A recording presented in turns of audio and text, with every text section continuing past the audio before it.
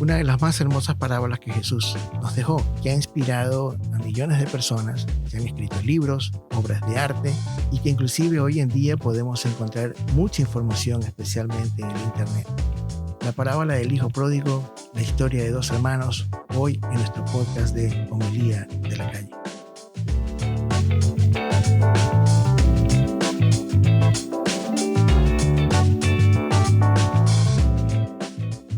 Sean todos bienvenidos al podcast de Homilía de la Calle. Te saluda a tu amigo y servidor Wilfrido Matamoros, generando este podcast desde el centro de la Unión Americana en el hermoso estado de Iowa. Como te digo al inicio del podcast, hoy el Hijo Pródigo, la historia de dos hermanos. Una parábola que es exclusiva del Evangelio de Lucas y la encontramos en el capítulo 15. Para entenderla mejor, es fundamental conocer las dos parábolas que anteceden a la parábola del Hijo Pródigo. El inicio del capítulo 15, cuando nos dice: se acercaban a Jesús todos los publicanos y pecadores para oírle, y los fariseos y los escribas murmuraban diciendo: este a los pecadores recibe y con ellos come. Estos primeros versículos ya nos están a nosotros dibujando a quienes Jesús les va a dirigir las parábolas. Para darnos una idea, los publicanos y pecadores eran considerados impuros, mientras que los fariseos, que pertenecían a un movimiento laico que enseñaba la ley, y los escribas, que eran considerados los intelectuales, aquellos que daban una importancia tremenda al culto, los no pecadores. A este público es al que Jesús se va a dirigir. Y empieza la primera parábola, conocida como la de la oveja perdida. Y dice: ¿qué hombre de vosotros, teniendo 100 ovejas, y se pierde una de ellas, no deja las 99 en el desierto y va tras la que se le perdió hasta encontrarla? Y cuando la encuentra, la pone sobre sus hombros gozosos, y al llegar a casa reúne a sus amigos y vecinos diciéndole: gozaos, amigos, porque he encontrado mi oveja que se ha perdido. Os digo que así habrá más gozo en el cielo por un pecador que se arrepiente que por 99 justos que no necesitan de arrepentimiento. La parábola empieza diciendo: ¿qué hombre de vosotros? O sea, no es una parábola que empieza diciendo: había una vez un hombre, me contaron que una vez un hombre. Imagínense que un hombre. No, cuando él dice ¿qué hombre de vosotros? Él se está ya dirigiendo hacia las personas que él tiene enfrente. Como ustedes creen que el pastor era el dueño de las 100 ovejas, no creo. Tuve la oportunidad de visitar Israel y todavía se pueden ver en algunos lugares a estos pastores con las ovejas. Créanme lo que si el pastor fuese el dueño de las 100 ovejas, quizás no estaría en ese trabajo que no es nada fácil. Esta parábola le empieza dedicándose a los fariseos y a los escribas. El hecho de ser responsable de las 100 ovejas hace que este pastor, al perder una sola, salga a buscarla. Si tenemos 100 y se nos pierde una, quizás no saldríamos a buscarla esa solita. Pero quién sabe el castigo que podía tener este pastor cuando venga el dueño de las 100 ovejas y les diga: aquí me falta una. Vas a tener que trabajar gratis. Quién sabe si lo castigaba. Pero la cosa está en que este pastor se siente responsable por esa oveja y sale a buscarla. Muchos pueden pensar que este pastor fue un poquito irresponsable porque con quién dejó a las otras 99 ovejas. Pero imagínate si tú fueses esas 99 ovejas, ¿no te sentirías ahora mucho más seguro que tu pastor por una sola se va a arriesgar y va a salir a buscarla? Yo pienso que las 99 que se quedaron ahora tienen un mejor concepto del pastor. Hay que ser un poco imaginativo en ese sentido. Entender que él no las dejó abandonadas. Debió haber quizás buscado a alguien, las dejó en una cueva. Es posible que él haya dejado encargadas las 99 ovejas y para mí de hecho lo hizo. Y él sale a buscarla una sola. En la época de Jesús, una oveja se podía perder por 1 o 2 días. Y quizás al tercer día, el pastor, al no encontrarla, tenía que darla por muerta. Tenía que darla por desaparecida y finalizar la búsqueda y regresarse. Es casi seguro, y lo reconocían, me imagino, las personas que estaban en ese momento escuchando a Jesús, que este pastor fácil estuvo entre 1 y 2 días buscándolo. A tal punto que cuando él se la encuentra, dice que la pone sobre sus hombros. Esta acción ha generado muchas obras de arte. Sin duda, creo que tú has de haber visto más de una vez a Jesús con una oveja en los hombros. ¿Cómo habrá estado esa oveja después de 1 o 2 días perdida? Nerviosa, asustada, deshidratada, con hambre, sin fuerza, que el pastor se la pone en sus hombros y la regresa. La parábola continúa diciendo: gozoso él regresa con la oveja en los hombros. El pastor tampoco era Superman, o sea, era un ser humano, que quién sabe esos 24 o 48 horas, también él tuvo su cansancio, pero sin embargo no le importó y la carga. Y dice que al llegar a casa reúne a sus amigos y vecinos, diciéndole, gózate conmigo porque he encontrado la oveja que se me perdió. Y esta parte de la primera parábola de la oveja perdida termina con lo que muchos consideran que es un chiste de Jesús. Escuchen lo que dice esta parte. Dice, os digo que así habrá más gozo en el cielo por un pecador que se arrepiente que por 99 justos que no necesitan de arrepentimiento. Esta última línea que les he leído, están ahí los 3 caracteres que van a ir apareciendo en este capítulo 15. Habrá más gozo en el cielo. ¿Quién está en el cielo? El Padre. Por un pecador que se arrepiente, la oveja que se perdió, que por 99 justos que no necesitan arrepentimiento. ¿Quiénes son los justos? Ya los vimos al comienzo, los escribas y los fariseos. Y ahí termina la primera parábola. En el versículo 8, en cambio, empieza la parábola de la moneda perdida. Y dice, ¿o qué mujer que tiene 10 dracmas, se le pierde un dracma, lo enciende la lámpara y barre la casa y busca con diligencia hasta encontrarla? Y cuando la encuentra reúne a sus amigas y vecinas, diciendo, gozaos conmigo, porque he encontrado la dracma que se ha perdido. Así os digo que hay gozo delante de los ángeles de Dios por un pecador que se arrepiente. En esta segunda parábola, de quiénes son los que participan en la parábola. Por un lado tenemos el dracma que se pierde y tenemos a la mujer que desesperadamente la busca.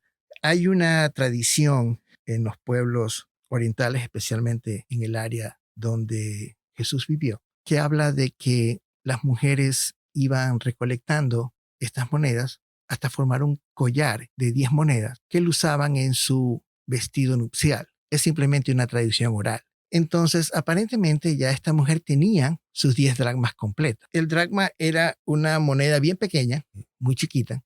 La mujer o la tenía en este collar, quizás el nudo se le desata y se le cae una, aunque ellas no trabajaban, ellas no podían ganar dinero. Sin embargo, quizás recibían dinero de parte del esposo, del encargado de la familia, para que hagas las compras diarias. También dicen que las guardaban en un pañuelo. Entonces es posible que la moneda se haya caído. La desesperación de esta mujer nos dice lo valioso que para ella era. El hecho de usar la lámpara es porque las casas en esa época, las ventanas eran altas, estaban por arriba de la cabeza, como las claraboyas. Y para los pisos utilizaban piedra basáltica, piedra negra. Entonces imagínense un dracma chiquitito que se cae sobre una piedra negra, aunque sea de día, al no ver luz, esta mujer viene y coge una lámpara y la baja al piso para poder encontrar el dracma. Veamos, sin embargo, estas pequeñas comparaciones. En la parábola de la oveja perdida se pierde una y se quedan 99 guardadas. El pastor es hombre.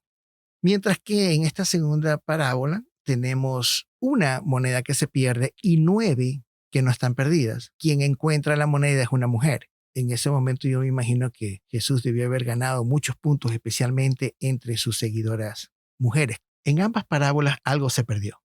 Recordemos, en la parábola de la oveja perdida, ¿quién se pierde? Se pierde una oveja. Acuérdense que la oveja es un ser irracional, o sea, es un ser que no piensa, un animal. Y el animal, si se puede decir, no tiene voluntad sobre sí misma. Una oveja se puede perder por 1000 razones. Es más, podríamos decir que si la oveja se pierde, no es por culpa de la oveja. Jesús nos da a entender de que el dueño de la oveja no se siente responsable por la que la oveja se pierde. Quien se siente responsable es quien está al cuidado de ella. Quien realmente podía tener responsabilidad sobre la oveja era su dueño. Pero sin embargo, quien sale a buscarlo no es su dueño. En la primera parábola se pierde una de 100. En la segunda parábola se pierde una de 10. Y en la tercera parábola, que yo, aparte de decir la parábola del hijo pródigo, digo historia de 2 hermanos, porque son 2 hermanos, uno de los 2 es el que se pierde. Una de las cosas que tienen en común las 2 primeras parábolas es el festejo. El pastor se reúne con amigos y vecinos, mientras que la mujer para festejar se reúne con amigas y vecinas. Esas son cosas también interesantes que el Evangelio nos enseña. Pues bien, entrando ya a la parábola del hijo pródigo, vamos a irla analizando paso a paso para ver qué enseñanza nos puede dar hoy en día. Dice, también dijo, un hombre tenía 2 hijos. Aquí empieza el paralelismo, o sea, la vista en paralelo de las dos previas parábolas. Es decir, tenemos una oveja contra 99, una moneda contra 9, y por qué no decir publicanos y pecadores por un lado, y fariseos y escribas por otro lado. Vean el paralelismo, dos hijos. Y el menor de ellos dijo a su padre: Padre, dame la parte de los bienes que me corresponde, y les repartió los bienes. Para este podcast yo estoy utilizando la Biblia de Navarra, y es una Biblia que me gusta mucho por las traducciones y las palabras que utiliza. En otras Biblias que yo he revisado, dice: Padre, dame la herencia que me pertenece. Y en ese sentido, si queremos ser un poquito más estudiosos de lo que la enseñanza de la Escritura nos dice, la palabra adecuada, según traducciones directamente del griego, es: dame la parte de los bienes. Hay una gran diferencia, si nos vamos a la cultura de esa época, reclamar la herencia. Hoy en día nosotros tenemos el concepto de herencia de bienes, pero en esa época no. La herencia era tomar también responsabilidad del apellido, responsabilidad de la casa y responsabilidad sobre la familia. Entonces, al reclamar la herencia, el hijo estaba también reclamando todo eso, se estaba haciendo responsable por todo lo que implicaba pertenecer a la familia. Pero el texto original no habla de herencia, sino de bienes. Es decir, que este hijo menor no le interesa la herencia del papá, no le interesa hacerse responsable por el apellido del padre, por las responsabilidades del padre. Él simplemente quiere parte de los bienes. A veces creemos que el hijo menor estaba yéndose contra las leyes de esa época, cosa que si revisamos vamos a encontrar que él no está haciendo nada en contra de la ley. Él podía reclamar sus bienes a manera de posesión. Imaginémonos que hoy en día tú vengas y le digas a tu hijo: ¿sabes qué? El día que yo me muera, tú puedas cogerte ese televisor de 75 pulgadas que está en la sala. Entonces el hijo le dice: o sea que eso es mío. Sí, eso es tuyo. Para traducir un poco a la versión de esta época, él está teniendo un derecho de posesión. Cuando mi papá se muera, yo voy a poseer esto de aquí. Y ahí no pasa nada. El padre le está dando en vida lo que él va a poseer cuando el papá se muera. ¿Qué pasaría si ese hijo va al día siguiente a la casa y coge el televisor de 75 pulgadas y se la lleva para la casa de él? En ese momento el hijo ya no está haciendo derecho a la posesión, sino a la disposición del televisor. Y ahí cambia todo. Es decir, hasta esta primera parte en que el menor le dice: Padre, dame la parte de los bienes que me corresponde, no hay nada contra la ley. Hasta ahí todo está bien. Ojo al artículo que dice aquí: les repartió los bienes. Porque si tenía que darle en posesión al hijo menor, tiene que también darle en posesión al hijo mayor. 1/3 para el menor y 2/3 para el mayor. Y prácticamente el padre ya se queda sin posesiones. Eso lo podía hacer el padre. Pero mientras el padre estaba vivo, el padre tenía disposición de las cosas. Él podía administrarlas, él podía hacerlas producir, él podría vender si quería. Porque mientras estaba vivo, él tenía posesión y disposición de los bienes. Aquí ya es cuando las cosas se empiezan a poner un poco grises, porque dice: no muchos días después, juntándolo todo, el hijo menor se fue lejos a una provincia apartada. Si nos vamos a la traducción así literal de lo que en ese entonces pasaba, este hijo coge la posesión, juntándolo todo, es decir, haciéndolo billete. Aquí ya la cosa es grave. Volviendo al ejemplo del televisor, no es que viene el hijo y le dice: cojo el televisor y me lo llevo a mi cuarto o a mi casa. No, es posible que este televisor haya costado $1,000 para hacerlo billete en pocos días. Obviamente no debió haberlo vendido en 1,000. ¿Quién sabe? Lo vendió, como decían en mi país, a precio de gallina flaca, para él poder juntarlo todo, convertir todo en cash e irse a un pueblo lejano. Muchos describen esto como salir del lugar propio. Él se fue del lugar de donde él pertenecía. Esto es clave, esto es bien importante, porque muchos piensan que el hijo vino y se fue, porque lo dice el texto. Pero si nos vamos un poquito para atrás y tratamos de encontrar el léxico que se usaba en esa época, el hijo lo que hizo fue vender todo, hacerlo dinero y se fue del lugar de donde él pertenecía. Eso es interesante. Dice: se fue lejos a una provincia apartada y allí desperdició sus bienes viviendo perdidamente. El Evangelio no nos dice exactamente cómo lo perdió. No sabemos si el tipo se dedicó a jugarla, si se la tomó, si la despilfarró haciendo cosas inmorales, no tenemos idea. Simplemente dice que desperdició sus bienes. Desperdiciar, tanto en esa época como ahora, es gastar las cosas de una manera no razonable. Continúa, y cuando todo lo hubo mal gastado, vino una gran hambre en aquella provincia y comenzó a faltarle. Cuando uno habla de gran hambre, tendremos que imaginarnos las hambrunas que desgraciadamente existen hoy en día. Todos podemos revisar las noticias, esta ola de emigración que ha habido, de desplazados que hay en el mundo, que tienen que juntarse en campamentos donde pasan hambre, los niños se desnutren. Eso es más o menos para que tengan una idea de lo que el Evangelio nos está tratando de que visualicemos. Y fue y se arrimó a uno de los ciudadanos de aquella tierra. En algunos países de Latinoamérica, en los semáforos, cuando la luz cambia de verde a rojo, podemos ver que a veces hasta sale un circo entero frente al carro, o salen esos niños que te limpian el parabrisas. Cuando tú vas de compras, esa persona, ese indigente que se te apega y está caminando al lado tuyo a cada rato pidiéndote una caridad o pidiéndote esto, pidiéndote el otro. Ese es el término que está aquí utilizando la traducción original, ese arrimar. Este hijo pródigo tuvo que arrimársele a un ciudadano. El ciudadano, que es una palabra que no la encontramos mucho en la Biblia. No quisiera hablar de memoria, pero si una o dos veces es utilizada en el Evangelio de Lucas, y si revisamos los otros evangelios, no es un término muy fácil de encontrar, pero representa definitivamente una persona con cierto estatus social. O sea, no era un cualquiera al que se le arrimó. Se le arrimó una persona que tenía poder, que tenía cierto estatus social, obviamente que tenía dinero. Y es posible que, volviendo a la analogía de la persona que se nos arrima a pedir una caridad, es posible que uno venga y le diga, ya sabes que toma esto y vete. O ese niño que te está queriendo limpiar el vidrio con agua sucia, uno baja enseguida el parabrisas y dice, ya toma, sabes que toma esto de aquí, pero ya, vete, no estés aquí, no estés al lado mío, no me limpies el parabrisas que me lo vas a poner peor.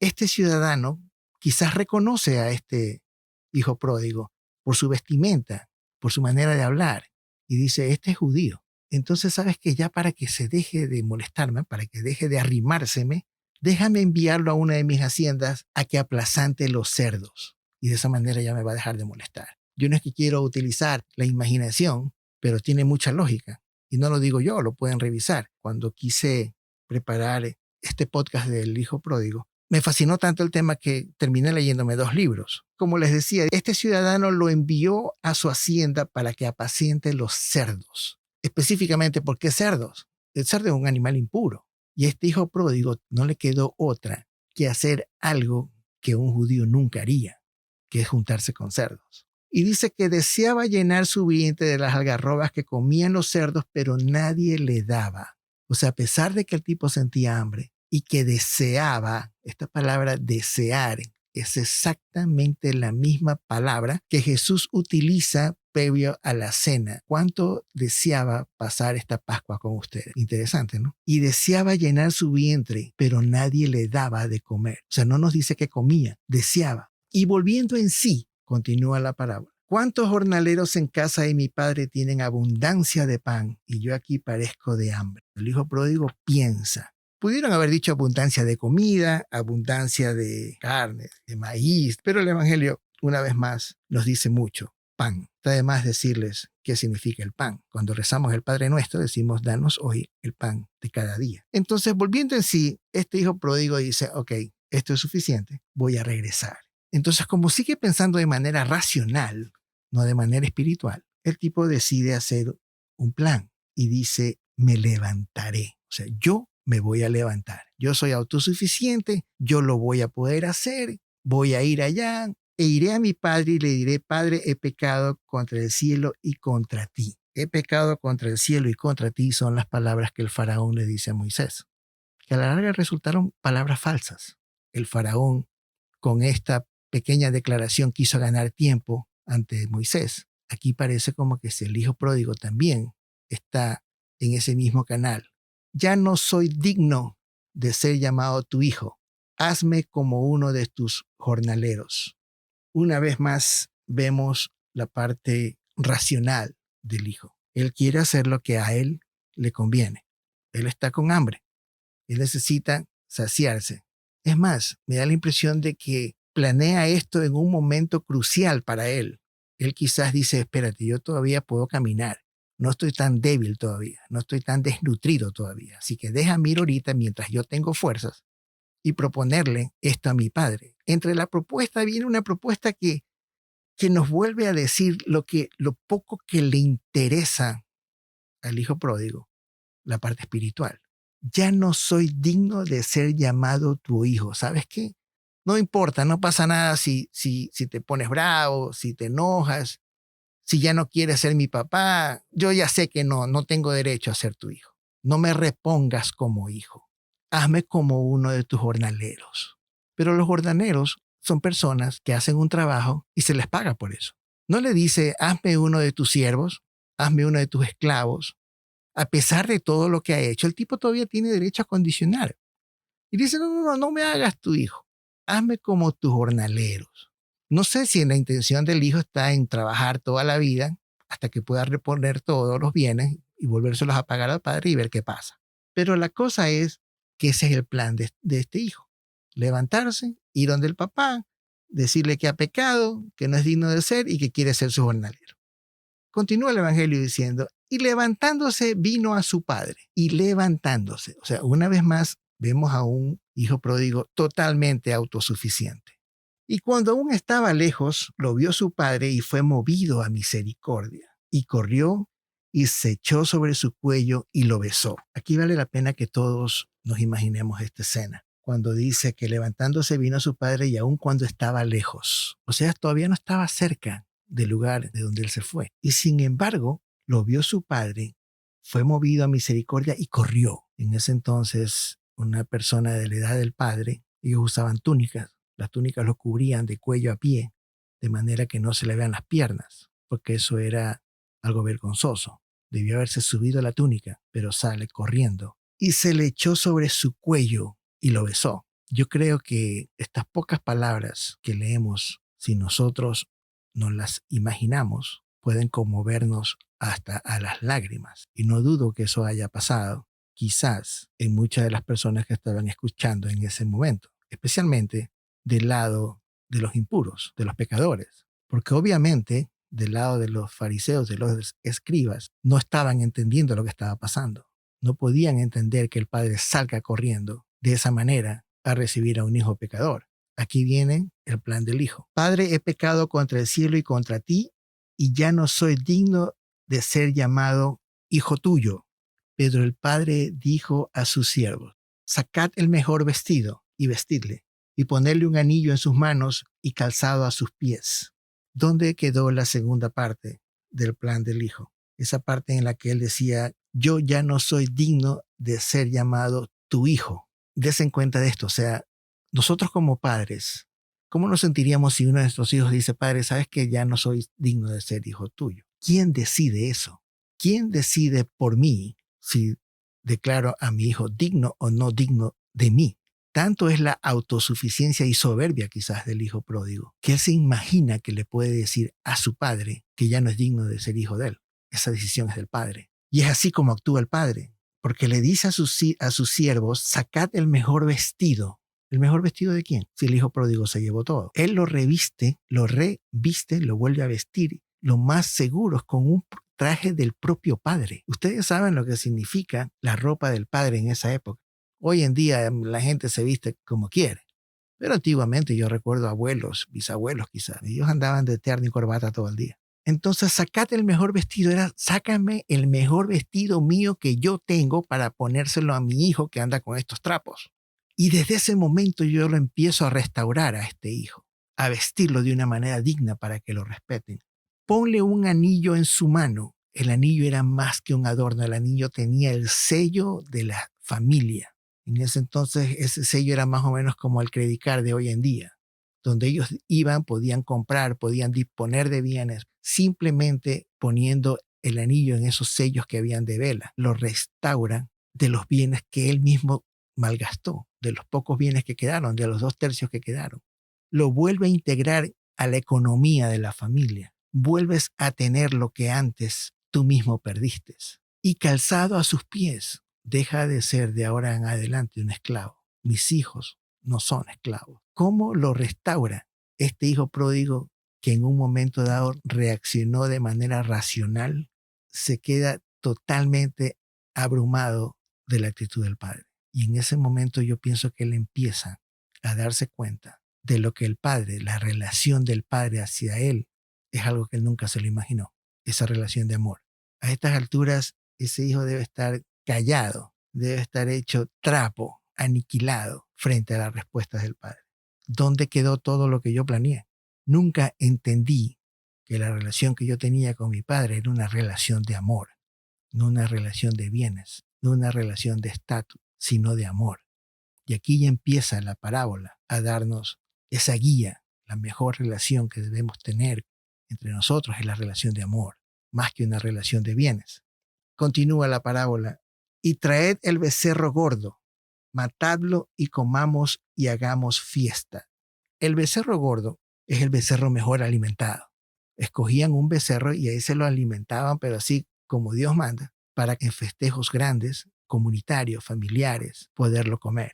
Matarlo y comamos y hagamos una fiesta. Porque mi hijo muerto era y ha revivido. Se había perdido y es hallado. Y comenzaron a regocijarse. Si paramos ahí el cassette, como decíamos antes, vamos a encontrar las similitudes que tienen. Las tres parábolas terminan en festejo, en este regocijo, porque la oveja perdida fue encontrada, la moneda perdida fue encontrada y este hijo que estaba muerto es hallado. Y podría haber sido quizás el mejor final. Continúa la parábola y dice, y su hijo mayor estaba en el campo. Y cuando vino y llegó cerca de la casa, oyó la música y las danzas. Y llamando a uno de los criados, le preguntó qué era aquello. La parábola no nos dice que el hijo mayor estaba trabajando o estaba haciendo algo duro. No nos da información. Simplemente nos dice que él estaba en el campo. Y cuando vino, llegó cerca de la casa. Imaginémonos esta escena. El tipo se queda frente a la casa, parado. Escucha esa música, la gente danzando. No va a averiguar qué pasa dentro de la casa. Imagino que debió haber gritado y llamado a uno de los criados que estaban allá y decirle, oye, ven acá,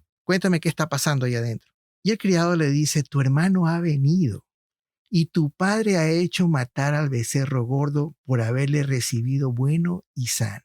Yo me imagino que este criado debió haber ido con cierta alegría también a decirle esto al hermano mayor. Tu hermano ha venido.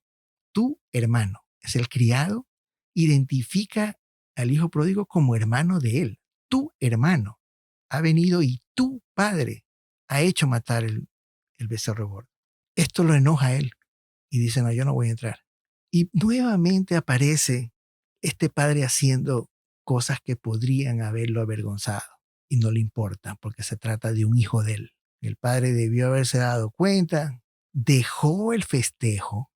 Si este hijo llega y llama a un criado y dile, dime qué pasa, el padre con mayor razón, ya festejando, pudo haberle dicho a un criado, oye, ¿sabes qué? Dile al hijo mayor, dile que entre, que quiero hablar con él.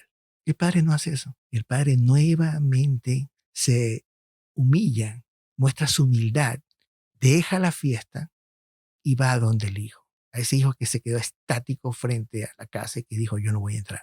Y sale a rogarle, porque así dice el Evangelio. Salió, por tanto, el padre y le rogaba que entrase. Mas él respondió, dijo al padre, he aquí tantos años que te sirvo.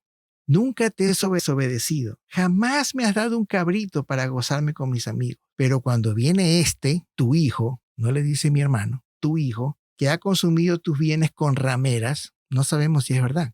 Si es posible que hasta lo esté injuriando. Has hecho matar para él el becerro gordo. Él entonces le dijo, el padre, hijo, tú siempre estás conmigo y todas mis cosas son tuyas. Mas era necesario hacer esta fiesta y regocijarnos, porque tu hermano era muerto y ha revivido, se había perdido y es hallado. Y la parábola termina, y termina con ello el capítulo 15. Como les digo, yo creo que cuando Jesús nos da esta parábola y la termina de esta manera, creo que nosotros saquemos nuestra propia enseñanza de lo que Jesús nos dice con ella. Si imaginamos el cuadro de esta última escena, tenemos este padre que a pesar de que tiene ya a sus dos hijos, el corazón de este padre debe estar un poco dolido, de que este hijo menor nunca entendió el amor que el padre le tenía. Quizás dolido con el hijo mayor porque durante todos estos años el hijo mayor estuvo con él y pudo haberlo conocido inclusive mejor al padre. Pudo haber quizás visto el sufrimiento del padre por la pérdida del hijo menor, pero una vez más el hijo mayor en cambio se preocupaba solamente en cumplir, no en relacionarse espiritualmente con el padre. Creo que una de las enseñanzas es la importancia de permanecer en la casa del padre. Y una vez allí, tener esa segunda oportunidad. Ahora van a volver a tener que relacionarse nuevamente y darse cuenta que no es la parte material que los une al Padre, sino la parte sentimental, la relación espiritual que deben tener con el Padre. En el caso nuestro, la relación espiritual que debemos tener con Jesús, con Dios. Este hijo menor regresa y tiene una hermosa oportunidad de volver a poder cambiar esa relación y vertirla no racional, sino espiritual. Una relación movida por corazón, por misericordia. En el caso del hijo mayor, darnos cuenta de que no todo es cumplir. ¿De qué nos sirve ir al templo si espiritualmente no estamos conectados con el Padre? No nos sirve de nada. En el caso de la oveja perdida, la oveja se pierde no por voluntad propia. La moneda quizás hay algo de responsabilidad en la mujer. Los responsables salen a buscarla y la encuentran. Pero en esta tercera parábola el hijo menor se pierde porque él quiere. La desgracia del hijo menor es por culpa de él, no es culpa del padre. Al hijo mayor le va a tocar asimilar mucho. Y en ese sentido, a veces nosotros en las relaciones tenemos mucha responsabilidad, aunque no participemos directamente del problema. Y me explico un poquito. En la tradición, el hijo mayor debió haber mediado entre el hijo menor y el padre. ¿Sabes qué? Tú le estás provocando dolor a mi padre. Piénsalo 2 veces. ¿Por qué te vas a ir? ¿Qué te hace falta? Al hijo mayor como que no le importó, porque nunca actuó. Hay quienes dicen, bueno, ¿dónde está la mamá de los dos que pudo haber mediado bajo la ley y la tradición judaica? Quien estaba llamado a poner en orden era el hermano mayor. A nosotros nos tiene que también decir eso. ¿Cuántas veces podemos ayudar a que una relación se mejore? Y no hablo de que tengamos que ser metidos, porque dicen que, por ejemplo, entre esposa y esposo nadie debería meterse. Pero a veces no lo hacemos porque simplemente no nos da el deseo de hacer. Tú no sabes si una experiencia tuya, un testimonio tuyo, puede ayudar que un amigo regrese con la esposa, tenga una mejor relación con el papá o con la mamá, una mejor relación con el hijo. No podemos ser ese hermano mayor que nos quedemos callados ante el sufrimiento de un padre que ve que el hijo se va. O en caso del hermano menor, darnos cuenta que nuestro hermano está actuando mal y quizás ayudarlo un poco a que piense y que encuentre en la espiritualidad una respuesta al problema que tiene. La parábola nos deja como última figura la casa del Padre. Una casa donde las relaciones van a tener que volverse a arreglar, donde estas relaciones tienen que ser espirituales, tienen que ser de profundo amor, pensando mucho en el otro, dejando esa soberbia de ambos. Tuvieron un poquito de egoísmo. Ahora los dos están en la casa del Padre. Esta última escena nos invita a contribuir en el final, porque cada uno de nosotros tiene que ayudar a que la parábola se cierre. No olvidemos que el amor que Dios nos tiene es incondicional, que Él va a estar ahí cada vez que nosotros regresemos a la casa, que Él nos invita todos los días a mejorar la relación que tenemos con Él. Y como ese silencio del hijo pródigo una vez que llegó a la casa, nunca vamos a poder entender la misericordia y el gran amor que Dios nos tiene. Esta fue Homilía de la Calle.